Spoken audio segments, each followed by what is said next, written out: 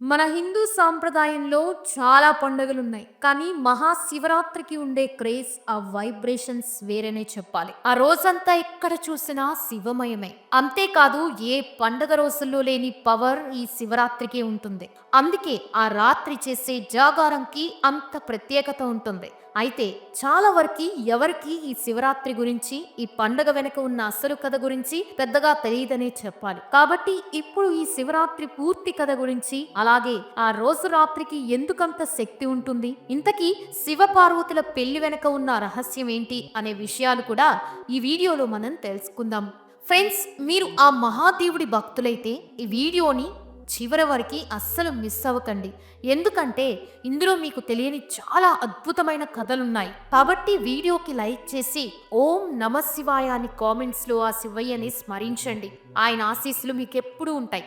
మన పురాణాల ప్రకారం ఈ లోకాన్ని నడిపించే త్రిమూర్తులలో శివుడు ఒకరు అనే విషయం మనందరికీ తెలిసిందే.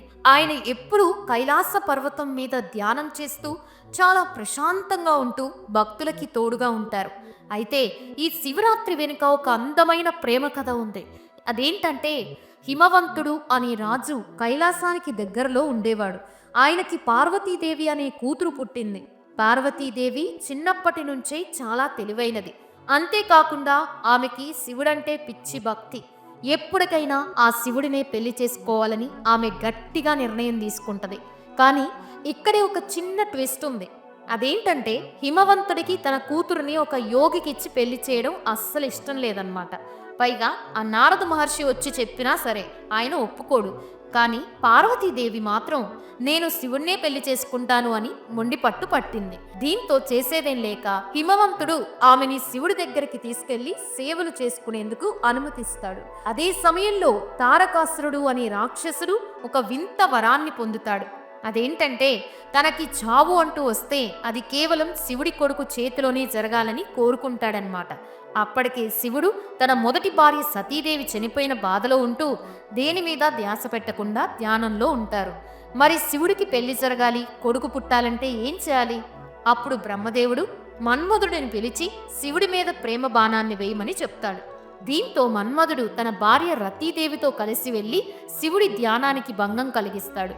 ఇక అంతే, వందలేళ్ల నుంచి తపస్సు చేసుకుంటున్న శివుడికి విపరీతమైన కోపం వచ్చి తన మూడవ కన్ను తెరిచి మన్మధుడిని అక్కడికక్కడే బూడిద భస్మం చేస్తాడు.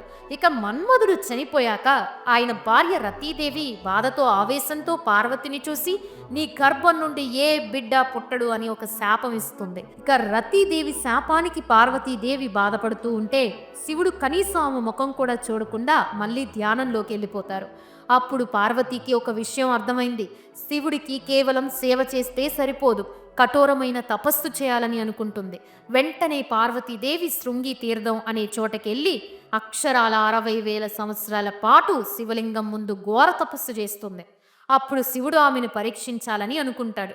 దీంతో ఒక ముసలివాడి రూపంలో వచ్చి ఒక చిన్న బాబుని పట్టుకున్నట్లు నాటకం ఆడతాడు. ఆ బాబు వెంటనే అమ్మా కాపాడండి అని అరవగానే పార్వతీదేవి తన తపస్సును పక్కన పెట్టి పరిగెత్తుకుంటూ వెళ్తుంది. ఆ ముసలివాడు ఏమంటాడంటే, నువ్వు ఇన్నేళ్ల తపస్సు ఫలితాన్ని నాకిస్తేనే ఈ బాబుని వదులుతాను అంటాడు. ఇక పార్వతీదేవి క్షణం కూడా ఆలోచించకుండా తన పుణ్యాన్ని అంతా ఇచ్చేస్తుంది. ఇక ఆమె స్వార్థం లేని ప్రేమను చూసి శివుడు తన నిజరూపంలోకి వచ్చి ఆమెను పెళ్లి చేసుకోవడానికి ఒప్పుకుంటాడు. అలా శివపార్వతుల పెళ్లి జరిగిద్దనమాట. ఇక శివపార్వతులు పెళ్లి తర్వాత ఏం జరిగిందంటే, దేవతలందరూ బ్రతిమలాడుతుంటూ శివుడు మన్మధుడిని మళ్ళీ బ్రతికిస్తాడు. అయితే పార్వతికి ఉన్న శాపం వల్ల ఆమెకి బిడ్డలు పుట్టరు. కాబట్టి శివుడు మరియు పార్వతీదేవి ఒక గృహలోకి వెళ్లి ధ్యానం చేస్తారు. అలా వాళ్ళిద్దరి తపోశక్తితో అగ్నిలాగా వెలిగిపోతున్న 6 అగ్నిగుండములు ప్రత్యక్షమవుతాయి. ఆ వేడిని భరించలేక వాటిని అగ్నిదేవుడు గంగానదిలో వేస్తే అవి 6 బిడ్డలుగా మారతారు. ఇక పార్వతీదేవి 6 దగ్గరకు తీసుకోగానే వాళ్ళందరూ కలిసి ఒకే బిడ్డగా మారిపోతారు. ఆయనే కార్తికేయ స్వామి లేదా షణ్ముఖుడు. ఆ తర్వాత ఆ చిన్న బాబు రాక్షసుడైన తారకాసురుడిని చంపేస్తాడు. అలా ఈ అద్భుతమైన సంఘటనలు జరిగిన ఆ రోజునే మనం మహాశివరాత్రిగా జరుపుకుంటున్నాం. ఈ కథ మీకు తెలుసా? తెలిస్తే కామెంట్ చేయండి.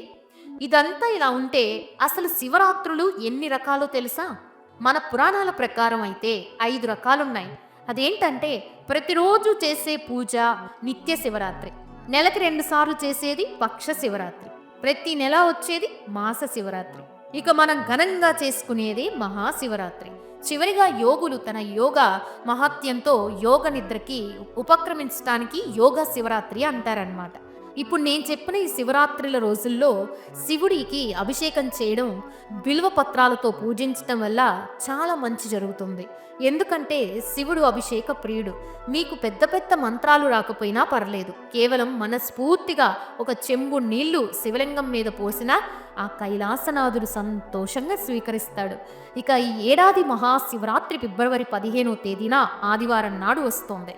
మాఘమాసం బహుళ చతుర్థి తిథి ఫిబ్రవరి 15 సాయంత్రం 5:05 స్టార్ట్ అయ్యి ఫిబ్రవరి 16 సాయంత్రం 5:34 వరకు ఉంటుంది. ఇక పూజ చేయటానికి సరైన సమయం ఏంటంటే అర్ధరాత్రి వచ్చే నిశిత కాలం ఫిబ్రవరి 15 రాత్రి 11:55 నుంచి 12:56 వరకు ఈ పవిత్రమైన ముహూర్తం ఉంటుంది. ఇక ఉపవాసం ఉండేవారు ఫిబ్రవరి 16 ఉదయం 6:42 నుంచి మధ్యాహ్నం 3:10 లోపు ఎప్పుడైనా భోజనం చేసి ఉపవాసాన్ని ముగించవచ్చు.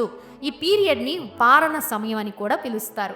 నిజానికి శివరాత్రి రోజు చేసే శివార్చన మరియు అభిషేకం వల్ల మన శరీరంలో ఒక రకమైన తేజస్సు వస్తుందని పండితులు చెప్తారు. ముఖ్యంగా సాయంత్రం 5 గంటల నుండి అర్ధరాత్రి 2 గంటల మధ్యలో చేసే రుద్రాభిషేకం వల్ల ఆయురారోగ్యాలు, ఐశ్వర్యం కలుగుతాయి.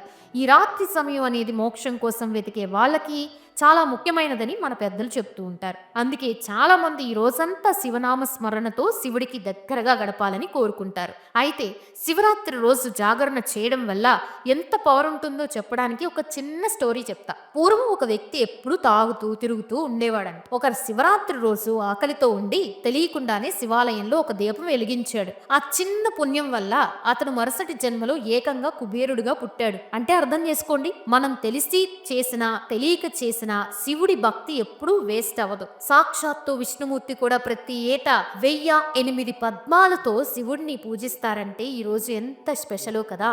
మన దేశంలో కాశీ, శ్రీశైలం, ద్రాక్షారామం, కాళహస్తి, వేములవాడ లాంటి క్షేత్రాల్లో ఈ రోజున జాతరలు చాలా ఘనంగా జరుగుతాయి.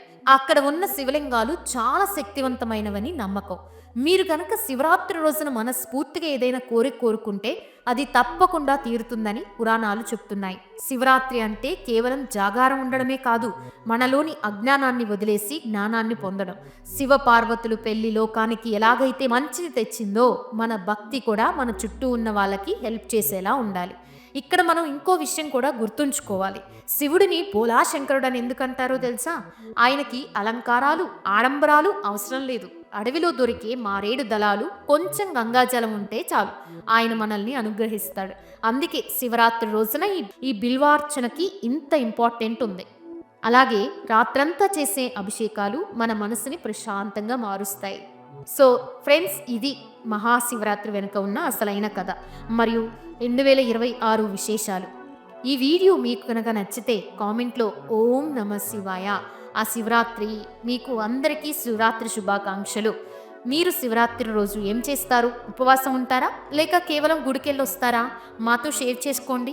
ఆ పరమశివుడి ఆశీస్సులు మీ అందరిపై ఉండాలని కోరుకుంటూ ఓం నమ శివాయ. అలాగే మరిన్ని ఇంట్రెస్టింగ్ వీడియోస్ కోసం ఛానల్ని సబ్స్క్రైబ్ చేసుకోండి.